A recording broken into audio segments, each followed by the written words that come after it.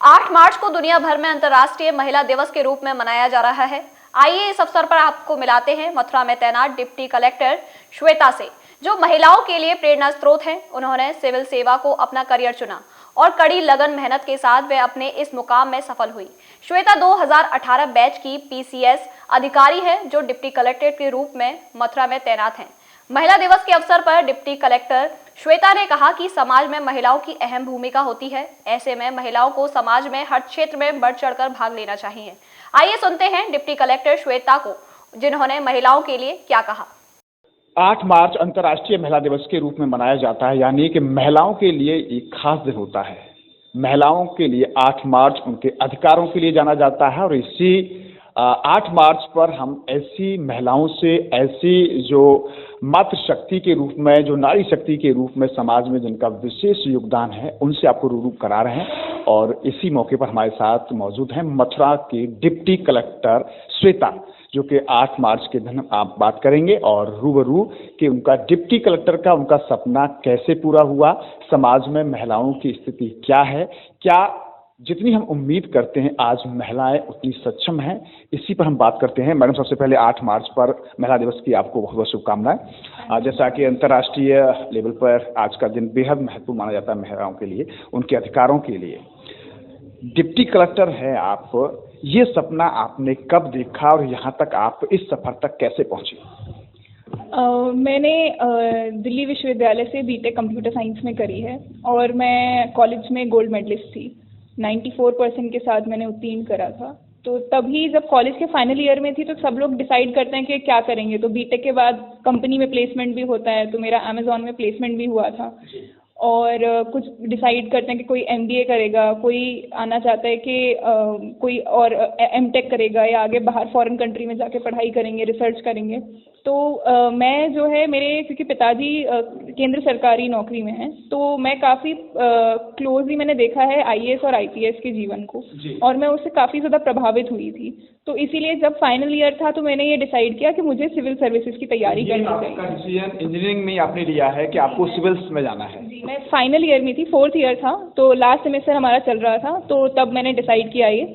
और उस साल मैं अपीयर नहीं हो सकती थी क्योंकि इसके लिए 21 वर्ष मिनिमम आयु होनी चाहिए। तो 2017 में मेरा बीटेक कंप्लीट हो रहा था और 18 में मैं 21 वर्ष की हो पा रही थी। तो मुझे 1 साल का टाइम भी मिल पा रहा था तैयारी का, तो उसका मैंने भरपूर फ़ायदा उठाते हुए 2018 का पीसीएस का एग्ज़ाम दिया और वो मेरा पहला प्रयास था और उसमें मेरी 7वीं रैंक आई थी। 2018 के जी। अगर हम बात करें कि एक महिला के लिए इतने लेवल पर पहुंचना, एज ए डिप्टी कलेक्टर के पद पर पहुंचना, काफ़ी संघर्ष करना पड़ता है। इस दौरान क्या दिक्कतें आपको आई कि अब यहाँ तक आपने इतना स्ट्रगल किया, इतना सेक्रीफाइस किया, ताकि और महिलाओं के लिए भी आप प्रेरणा बन सकें? देखिए, आर्थिक रूप से तो कोई दिक्कत नहीं थी क्योंकि परिवार जो है वो एक मिडिल क्लास फैमिली है, तो कोई दिक्कत नहीं हुई। और जो घर वाले थे मेरे माता पिता, वो काफ़ी सपोर्टिव थे। पर जो आपने कहा कि महिला होने के कारण जो दिक्कतें होती हैं, वो भले आप मिडिल क्लास फैमिली में हो या अपर मिडिल क्लास फैमिली में हो, वो हर जगह फेस करनी पड़ती हैं। तो जैसे कई बार ये सुनने को आता था कि पिताजी को उनके साथ के लोग ये बोल रहे हैं कि इतना क्यों पढ़ा लिखा रहे हो लड़की को, अभी से पढ़ाई लिखाई में इतने पैसे खर्च कर रहे हो, फिर लड़का जब ढूंढोगे तो उसमें दहेज में भी इतना ज़्यादा पैसा खर्च करना पड़ेगा और इस उम्दा लेवल का लड़का नहीं मिलेगा। तो इस तरह की चीज़ें बोली जाती थी। या फिर ये मेरा एक छोटा भाई भी है, तो जब पापा ने डिसाइड किया कि कोचिंग भी दिलवानी है या अच्छी कॉलेज में पढ़ाना है, तो हर कोई ये कह देता था कि लड़के को भेज दो, भले लड़की को मत भेजो। तो इस तरह के समाज में अभी भी बराबर की नज़र से नहीं देखा जाता। और ये अच्छी बात ये थी कि जब तक आपका परिवार आपके साथ में है तो ये समस्याएं जो हैं वो बड़ी नहीं लगती। मेरे माता पिता ने मेरे तक ये बातें पहुंचने नहीं दी। वो उन्होंने अपने आप ही उन सब चीज़ों को हल, मतलब उनने शायद एक कान से सुनी और एक कान से निकाल दी। तो उन्होंने कभी ये सब मुझ में और मेरे भाई में किसी भी प्रकार का भेदभाव नहीं किया, और ये मेरे लिए बहुत ही सौभाग्य की बात है और सभी घरों में ऐसा ही होना चाहिए। तो सभी माता पिताओं, कई बार ऐसा होता था कि कई लोग आके बोलते भी थे कि अरे हमारी एक और लड़की हो गई, या इस तरह से मेरे पिताजी से बात करते थे। तो वो ये बहुत सारे उदाहरण देते थे, जैसे इंदिरा गांधी जी का उदाहरण, सरोजिनी नायडू जी का उदाहरण, आज के युग में ममता बनर्जी जी का उदाहरण। तो इस तरह की महिलाएं हैं ये, मगर इतनी बड़ी बड़ी नेता बनी हैं और ये अपने आप में ही बहुत ही गर्व की बात होती है कि ऐसी तरह से आप महिलाओं को आगे बढ़ते हुए देख रहे हैं। तो जब घर का माहौल बढ़िया होगा तो फिर ये सब जो चैलेंजेस हैं वो अपने आप में छोटे नज़र आते हैं और आप अपनी पढ़ाई पे बहुत अच्छे से ध्यान दे सकते हैं। क्या मानती हैं कि समाज में जो महिलाओं की आज भूमिका है वो उतनी नहीं है जितनी होनी चाहिए? कहीं न कहीं महिला अपने अधिकारों से वंचित हैं अभी भी।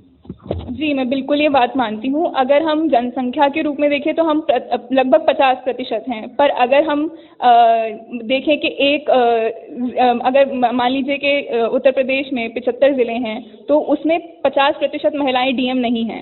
अगर हम देखें तो आज तक कोई भी महिला जो है वो चीफ जस्टिस ऑफ इंडिया नहीं बनी है। अगर हम देखें तो कोई भी महिला जो है होम सेक्रेटरी या कैबिनेट सेक्रेटरी नहीं बनी है।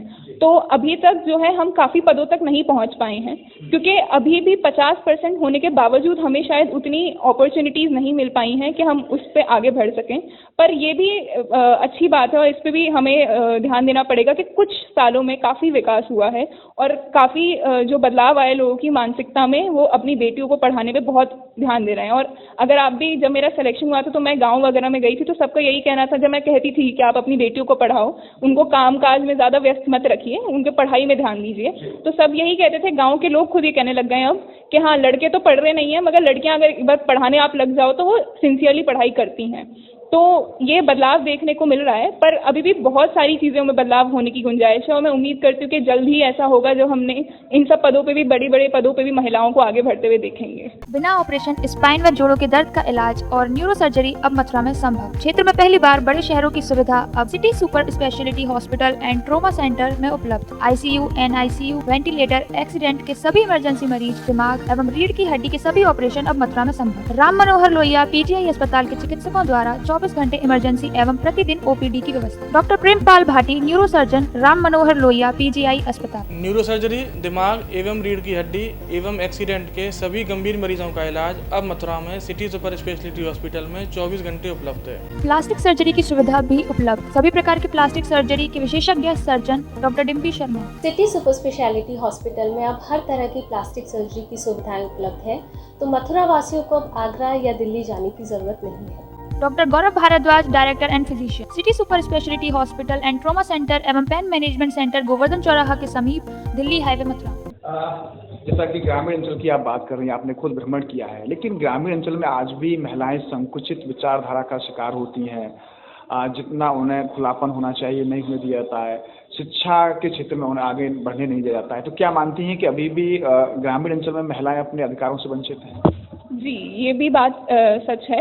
ग्रामीण अंचल में भी महिलाएं जो हैं उतनी, अभी शहरों में तो महिलाएं जो हैं वो काम एम्प्लॉयड हैं, नौकरियां कर रही हैं, पर ग्रामीण अंचल में अभी तक नौकरी करने को हर कोई जो है एक सामान्य रूप से नहीं देखता है।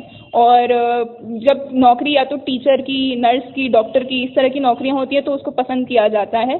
अगर लड़के के लिए भी लड़कियां ढूंढ रहे होते हैं तो अगर कोई पुलिस में कांस्टेबल महिला होती है तो फिर उसको दूसरे नंबर की चॉइस पे रख दिया जाता है, और अगर टीचर होगी तो उसको पहले नंबर पे रख दिया जाएगा। तो इस तरह से अभी जो थिंकिंग है लोगों की, जो मानसिकता है, वो अभी भी गाँव में उतनी डेवलप नहीं हुई है। तो अभी भी महिलाएं पीछे हैं ग्रामीण अंचल में। पर मुझे लगता है शिक्षा के अलावा एक और चीज़ जिस पर हमें ध्यान देना चाहिए वो है महिला स्वास्थ्य। महिला स्वास्थ्य पे भी बहुत ज़्यादा, अगर हम नेशनल फैमिली हेल्थ सर्वे का डेटा देखें तो लगभग 50% महिलाएं जो हैं वो अनीमिया का शिकार हैं। अनीमिया मतलब खून में आयरन की कमी, और जिसकी वजह से उनके जो आगे बच्चे होते हैं उस पर भी उसका प्रभाव पड़ता है, उनकी खुद की ग्रोथ पे भी इसका प्रभाव पड़ता है। मगर इन सब चीज़ों पे अभी हम जो जागरूकता है वो इतनी ज़्यादा नहीं है। सरकार काफ़ी सारे प्रयास करती है, बट मुझे उम्मीद है कि समय के साथ ये चीज़ भी हम महिला स्वास्थ्य पे, और खासकर जो मेंस्ट्रुएशन का टाइम होता है, जो सैनिटेशन और हाइजीन की बात होती है, महिलाओं के लिए शौचालय की बात होती है, इन सब चीज़ों पे भी हम धीरे धीरे ध्यान दे रहे हैं और आगे चल के इन सब पे भी आगे बहुत काम होगा। तो क्या मानती है कि जैसे ये विचारधारा शहरों में तो डेवलप हो रही है कि हम बेटियों पर ध्यान देते हैं, महिलाओं पर ध्यान देते हैं, लेकिन ग्रामीण में शिक्षा स्वास्थ्य पर कहीं न कहीं इग्नोर किया जाता है, उसमें अभी बदलाव की ज़रूरत है? जी, ग्रामीण अंचल में शिक्षा स्वास्थ्य को इग्नोर करने का मेन कारण ये होता है कि शिक्षा इग्नोर, एक तो उनकी जो आय होती है वो कम होती है, तो अभी भी एक भेदभाव होता है एक कि हम बेटे के लिए ज़्यादा खर्चा कर दें, भले वो खाने के लिए हो, पढ़ाई को, जी, उसको प्राइवेट स्कूल में भेजें और या अच्छे स्कूल में भेजें, और बेटी को जो है सरकारी स्कूल में भेजें। तो और ये भी है कि बेटियों को जो महिला सुरक्षा के कारण भी दूर दूर के स्कूल और कॉलेजों में नहीं भेजा जाता। यही कोशिश कर ली जाती है कि घर बैठ के ही तुम पेपर दे लेना, खाली डिस्टेंस या ऑनलाइन तरह की तैयारी कर लेना। तो अगर हमारी महिला ये थोड़ी सोच में परिवर्तन आ जाए, अगर हमारे स्कूल्स बहुत अच्छे हो जाएं, सरकारी स्कूल भी बहुत अच्छे हो जाएं कि वो कहीं भी जाएं तो वो बहुत उत्तीर्ण करें, उस तरह की उनको पढ़ाई मिल जाए, और अगर उनकी सुरक्षा का हम भरपूर ध्यान दे सकें, सुरक्षा का भरपूर ध्यान तभी दे सकेंगे जब हमारे पूरा समाज जो है उनको स्वीकार करेगा, उनको आगे बढ़ते हुए स्वीकार करेगा। तो इन सब चीज़ों पे ध्यान दे सकें, और अगर जो सरकारी अस्पताल हैं वो बहुत अच्छे हो जाएं, जो कि जिस पर प्रयासरत हैं सभी लोग, तो फिर बिल्कुल ग्रामीण महिला भी बहुत आगे बढ़ सकेंगी। ग्रामीण महिला भी बहुत आगे बढ़ सकती हैं। आपने डिप्टी कलेक्टर का अपना ये सपना पूरा किया। 8 मार्च महिला दिवस के अवसर पर मातृशक्ति, नारी शक्ति के लिए क्या मैसेज आप कन्वे करना चाहिए? मैं यही कहना चाहूँगी, एक अंग्रेजी में एक बहुत पॉपुलर कहावत है कि if you educate a man you educate an individual, but if you educate a women you educate the family. यानी अगर आप एक पुरुष को शिक्षा दे रहे हैं तो आप एक व्यक्ति को शिक्षा दे रहे हैं, मगर अगर आप महिला को शिक्षा दे रहे हैं तो आप पूरे परिवार को शिक्षा दे रहे हैं, क्योंकि एक महिला जो होती है वो अपने बच्चे की प्रथम अध्यापिका होती है। तो इस चीज़ को ध्यान में रखते हुए हम महिला के जो शिक्षा है उस पर बहुत ध्यान दें। और मैं सभी महिलाओं को ये कहना चाहूँगी कि हम एक दूसरे के लिए बहुत बड़े पिलर हैं, एक दूसरे के लिए बहुत बड़े सपोर्ट हैं, और अगर हम जो है एक दूसरे का साथ नहीं देंगे तो हमारा कोई साथ नहीं देने आएगा। तो हमें आपस में मिलजुल कर बहुत रहने की और एक यूनिटी दिखाने की ज़रूरत है। और बहुत सारे चैलेंजेस आएंगे, मगर एक समय वो भी आएगा जब हम बराबरी नहीं, सिर्फ बराबरी ना करेंगे पुरुषों के, पर उनसे भी अच्छे अच्छे काम करेंगे। हमारे देश की कल्पना चावला भी रही हैं, तो अगर वो बन सकती हैं कुछ अच्छा, तो हम भी कुछ अच्छा कर सकते हैं।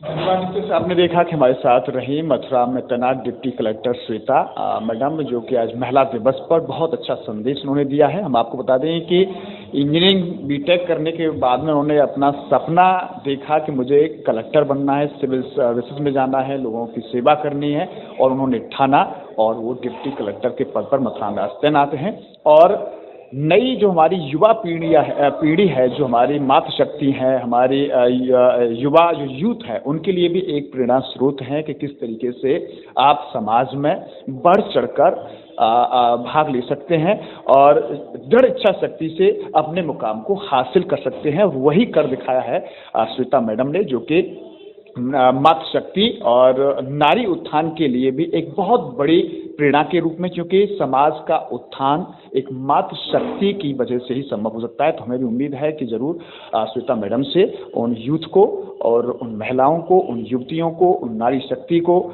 एक प्रेरणा मिलेगी जो कि समाज में रहती हैं। उनका भी एक अहम स्थान है, और हमें भी उम्मीद है कि महिला दिवस पर जरूर श्वेता मैडम से युवतियों को एक बड़ी प्रेरणा मिलेगी।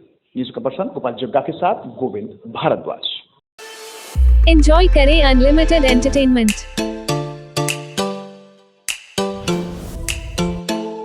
Prime Video subscription, 100 Mbps ultra fast internet, truly unlimited data and calls। सिर्फ 799 रुपये में अभी अपना net plus broadband connection book करें। पाइए 3000 रुपए में नया कनेक्शन 3 महीने के लिए 100 Mbps का प्लान इंस्टॉलेशन फ्री के साथ। संपर्क करें 8218750187।